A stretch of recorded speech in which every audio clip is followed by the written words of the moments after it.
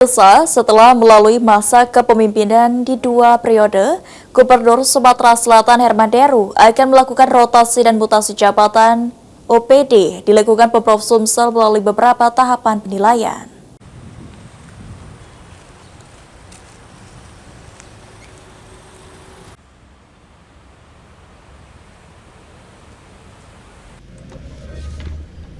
Setelah dilantik pada tanggal 20 Februari 2025 lalu, Gubernur Sumatera Selatan Herman Deru mulai memberikan sinyal akan melakukan rotasi dan mutasi pejabat organisasi perangkat daerah lingkungan pemerintah Provinsi Sumatera Selatan lantaran telah memasuki 6 bulan masa kepemimpinan di periode kedua.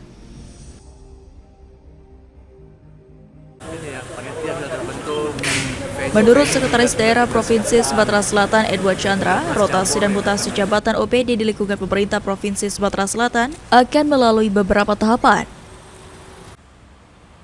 Nantinya akan melalui Hubfit dan uji kompetensi ASN yang ada di Sumatera Selatan untuk memberikan penilaian antara kemampuan, kepribadian, dan kompetensi.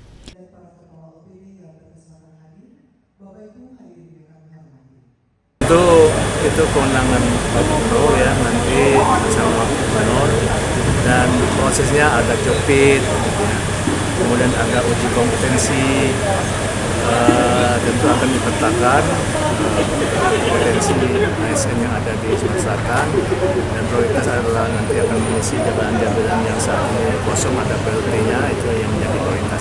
Berdasarkan Undang-Undang Nomor 10 Tahun 2016, setiap kepala daerah terpilih di Pilkada harus mengganti pejabat OPD dalam jangka waktu 6 bulan setelah pelantikan untuk mencegah politisasi birokrasi.